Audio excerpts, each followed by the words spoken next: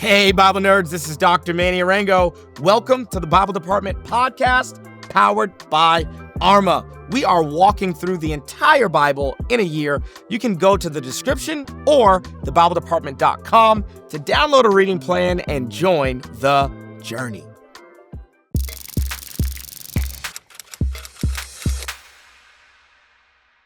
Family, welcome to day 256 here on the Bible Department podcast. Today, we are diving into three additional Psalms, three more Psalms, Psalms 12 to 14, Psalms 12, 13, and 14. It's going to be great. If you have not yet done the reading, stop the video, pause the audio, go do the reading, and come back, because unless you have done the reading, you actually don't have context for what we're talking about.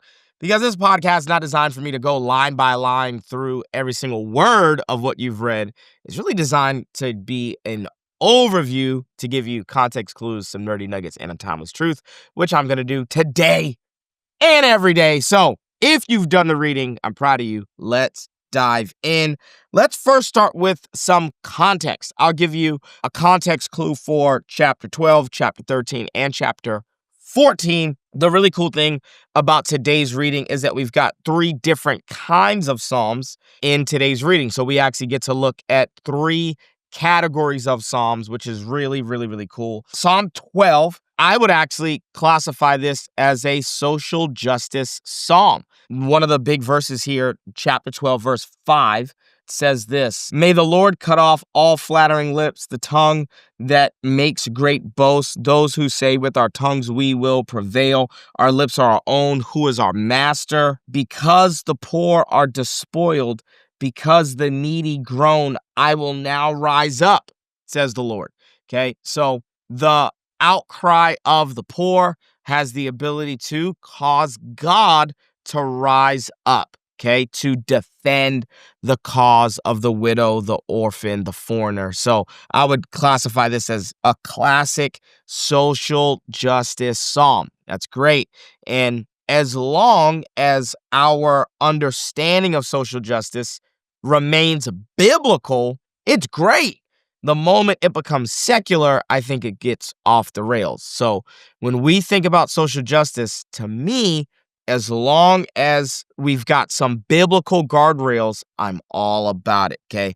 Second, Psalm 13, verse 3 is an individual lament, okay? An individual lament. This is King David giving a personal lament, okay? And we'll dive into some nerdy nuggets for Psalm 13 later on in the episode. And then Psalm 14, okay, is a wisdom psalm, okay? So just like Psalm 1. Okay, we haven't had a wisdom psalm since, we really dove into Psalm 1. But Psalm 14 immediately starts out with, fools say in their hearts, there is no God. They are corrupt. They are abominable deeds. They do abominable deeds. There is no one who does good. The Lord looks down from heaven on humankind to see if there are any who are wise, who seek after God. So this is a classic psalm of wisdom, okay? So that's some 30,000-foot context for you as you engage with these psalms. We've got a classic social justice psalm. We've got a psalm of individual lament, and then we've got a wisdom psalm that we haven't seen one of these since Psalm 1, okay? So we'll dive into all of those, and with that context, let's actually dive into some nerdy nuggets, okay? So let's start with our first nerdy nugget. Psalm chapter 13, verse 3 has a really, really, really great word. I love this word. This is super, super granular, okay? It says, "Consider and answer me, O Lord my God, give light to my eyes, or I will sleep the sleep of death." Okay, so this is an individual lament. David is clearly going through something that is difficult, and we don't know the exact circumstance that David is going through. But the psalm starts like this: "How long, O Lord, will you forget me forever? How long will you hide your face from me? How long must I bear pain in my soul and have sorrow in my heart all day long? How long shall my enemy be exalted over me? Consider and answer me, O Lord my God." All right, that Hebrew word right there, consider. Okay, that word consider. It is a very, very, very popular word in the prophets. Okay, so in the massive section that we just left on this podcast, in the prophets, the Lord will typically say through the prophets, consider the state of your lives. You're suffering because of idolatry. Like, consider, just come, let us reason together. Okay, that word consider is actually a word that's not typically used by humans to God, but is used by Yahweh to his people when their lives have fallen into disrepair, when their lives have fallen into despair, when they're dealing with plague and pestilence, and when they're dealing with famine, and when they're dealing with drought. God will typically say, consider your ways.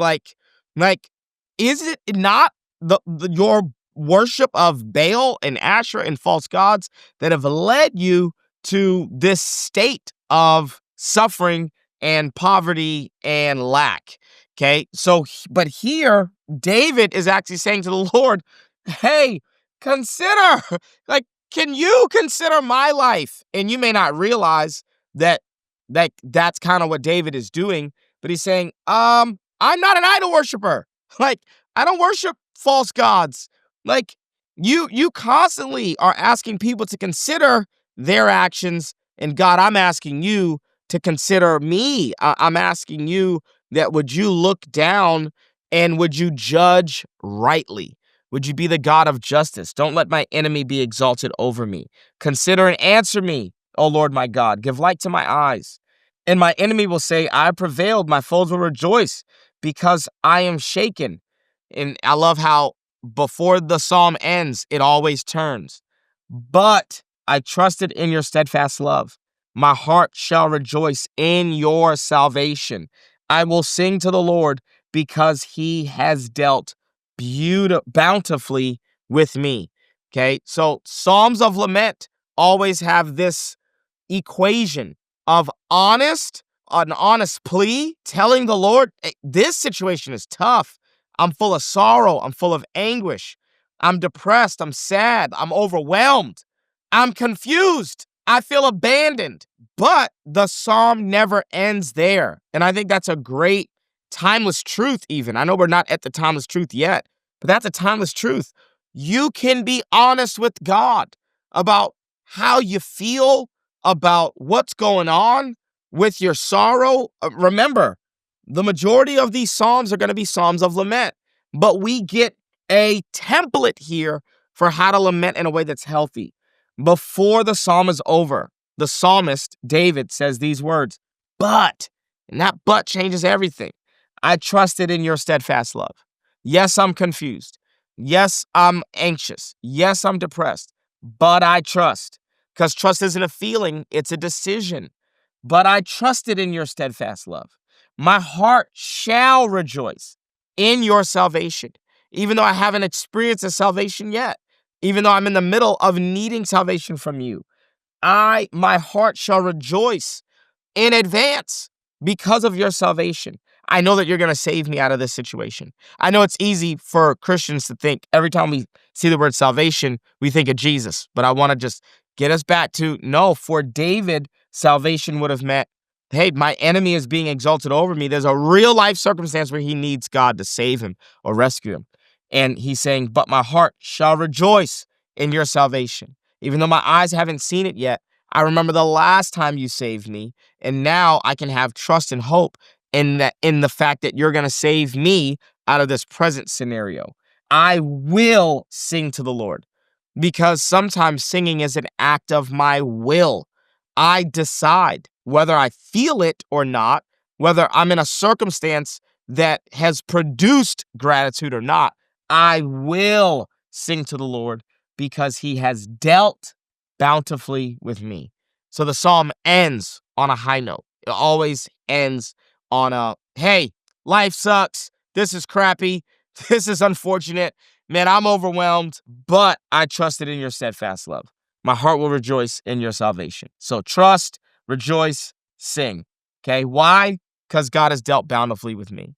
He hasn't dealt with me from scarcity. He's dealt with me from bounty. he's dealt bountifully with.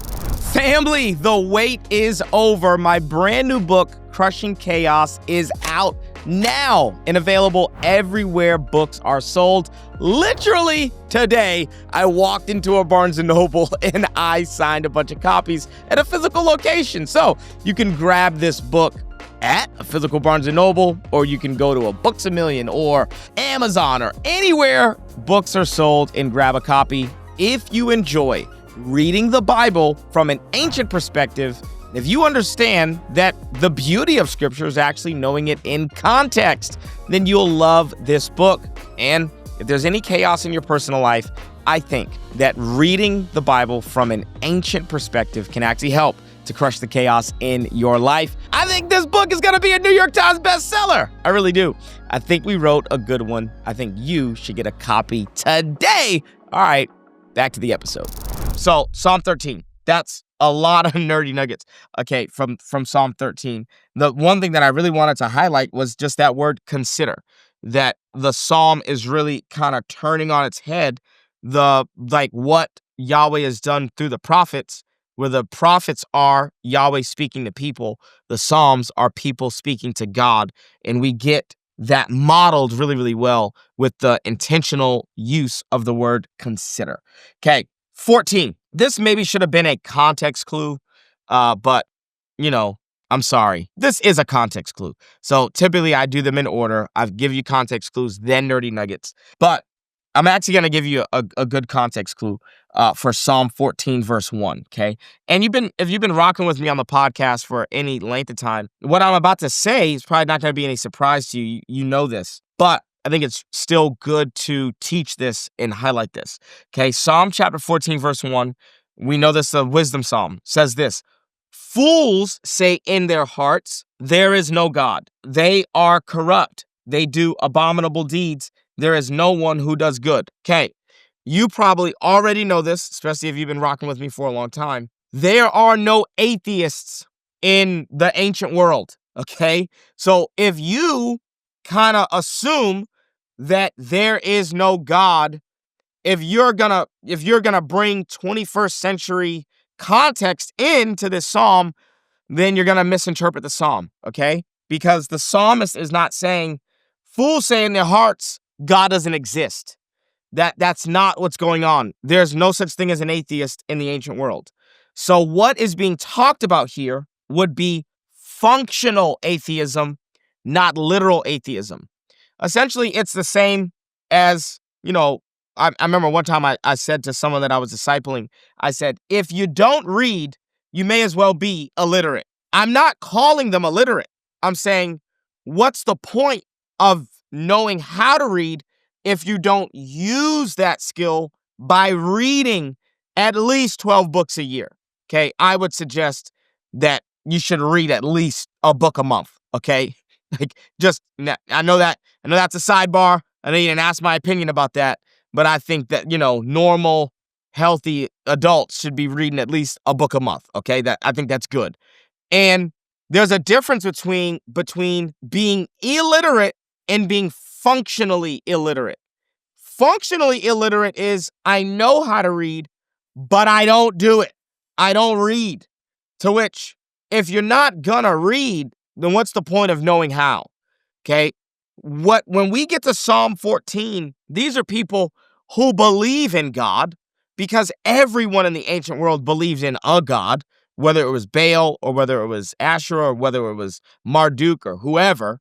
They believed in God. However, if you don't live like you believe in God, then functionally, you don't believe in God. This is about functional atheism. And I would say that even today, there's a ton of functional atheism. There are people who profess to be Christians who say that they go to church, they believe in the Bible, but really they're foolish because in their hearts, they don't live their life in light of God's existence every single day. At some point, you've got to go, it's not enough for God to exist and for me to believe that God exists. What wisdom does is wisdom invites God into all of the nuance and complexity of life.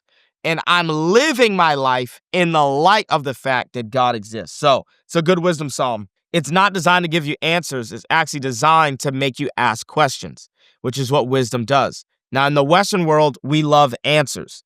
But in the Eastern world that produced the texts that we're studying, an Eastern world doesn't just want answers or a destination.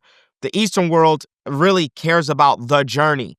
And that journey is full of questions. So the Lord looks down from heaven on humankind to see if there are any who are wise.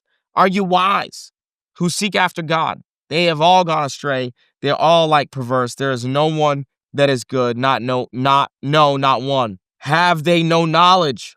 All the evildoers who eat up my people as they eat bread and do not call upon the Lord, there they shall be in great terror, for God with the company of the righteous. You would confound the plans of the poor, but the Lord is their refuge. So remember in Psalm 12, we said, man, God really upholds the outcry of the poor. We're going to see that theme here again in Psalm 14. Psalm 14, verse 6, that the foolish confound the plans of the poor, but the Lord is their refuge. Whose refuge? The refuge for the poor. That God upholds the case of the orphan, the widow, the foreigner. All right, last nerdy nugget that I really want to give you is Psalm 14 is going to get recycled. Okay, it's going to get reused later. Okay, so Psalm 53 is almost an exact replica of Psalm 14. Okay, exact replica, which means what happened is that later on in Israel's history, a later generation of God's people begin to realize, hey, this psalm that was written hundreds of years ago is really applicable to what we're going through in our life right now. And so a later generation rewrote it, and they only made 2 changes to the psalm. So if you want to go to Psalm 53, you can go to Psalm 53, and I want you to compare Psalm 14 to Psalm 53. And there's only 2 differences. The first is that Yahweh, the name of God, which is Yahweh, the covenant name, is not in the psalm, but it's replaced by Elohim. So that's the first difference. Secondly, verse 5b to 6 is rewritten, okay, in Psalm 53. So Psalm 14, verse 5 and 6 says, "For God is with the generation of the righteous. You would shame the plans of the poor, but Yahweh is his refuge." That is the original. The remake or the remix, Psalm 53, says, "For God scatters the bones of him who encamps against you. You put them to shame, for God has rejected them." Okay, that's the remix. This tells us that Psalm 14 was reused to cry out to God in a later episode in Judah's history. This one stanza was rewritten to reflect the current crisis that this prayer was in response to, and it's possibly during a foreign invasion or a foreign siege, okay? That's just good to know that later generations are reading the Psalms and saying, we're going to rewrite this one stanza or this one line, and we're going to kind of recycle and reuse this psalm that is honestly a product of an earlier moment in Judah's history, and we're going to now reuse it in this later moment in Judah's history. Also, just know that because the Psalms are pro-David, they are pro-Judah. And I know our whole last, stretch on the podcast, we really hammered home the difference between the kingdom of Judah and the kingdom of Israel, okay? So the southern kingdom of Judah, the northern kingdom of Israel, we hammered that home. So just know that the Psalms are going to reflect the southern kingdom of Judah, which obviously David is the king of Judah, okay? And once that house is no longer reigning, it's the northern kingdom of Israel that's splitting off from David's line, which is Judah. Alrighty, that's everything. That is our context clue. That's our nerdy nugget. Got it. Here we go. Our timeless truth. Psalm 13 is an individual lament. In Psalm 13, David is asking God some tough questions. How long, O Lord, will you forget me forever? How long will you hide your face from me? And I've said this multiple times. I'll continue to say it, that there is a massive difference between questioning God versus asking God questions. I was literally sitting down with a couple earlier this week, and the wife began to say, I was just taught not to ask God questions. And I began to say, hey, there's a big difference between asking God questions and questioning God.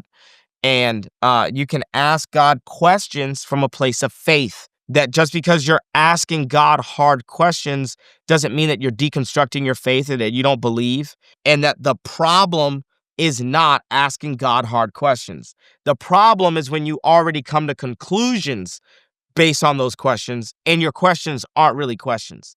God can and will provide answers if you're actually asking God questions. My pet peeve as a pastor are people who tell me I'm their pastor, but then they, instead of letting me help them make a decision, they already make a decision, and then they really just want confirmation from me. They want me to applaud the decision that they made. But really, if I was your pastor, I would have been in the decision-making process. And so the same is true with God. If God's really God, you don't come to him with statements framed as questions. You actually come to him with real, honest, hard, and genuine questions. And it's sad that the atheists of our day are actually the ones asking philosophical and existential questions, when really we need theists. We need God's people to be asking hard questions like, why do bad things happen to good people? Why is there suffering in the world? What is going on in the world? We should have God's people asking hard questions. And you don't have to check your intellectualism at the door in order to become a Christian. You can become a Christian and begin to ask hard questions because he is the only one who can actually answer these questions about the meaning of life, about why they're suffering, about meaning and purpose.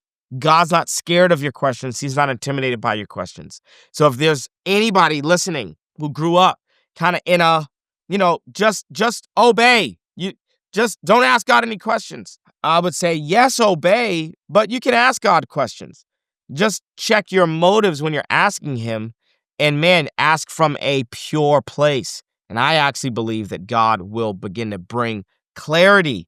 He'll bring answers. And more than anything, he'll begin to draw close to you with his own self and presence. And I actually think that's when we as Christians begin to help people who are asking hard questions to give them a revelation of who God is. But you can never get revelation if you don't ask hard questions. The best sermons that I've ever written have been the product of me asking God hard questions. And when I ask God hard questions, he begins to answer me in his word because my heart is not questioning him, but it is asking questions. And I think that's good. I think that's healthy. And that's our timeless truth for the day. That's not just applicable for David in Psalm 13, who's asking God hard questions. That's applicable for you. That's applicable to me in the year of our Lord, 2020 blank. Okay. I love you guys. So proud of you. I'll see you tomorrow for day 257. We're going to be walking through Psalms 15 to 17. If you're on a streak, I'm proud of you. If you're not on a streak, get your life together. I love you guys so much. I'll see you tomorrow right here on the Bible Department Podcast. Peace. Thanks so much for joining us on the Bible Department Podcast. If this episode was helpful, how about you leave a comment, share with a friend, and subscribe so that you never miss an episode. To learn more about the show, head to thebibledepartment.com. We'll see you right back here tomorrow.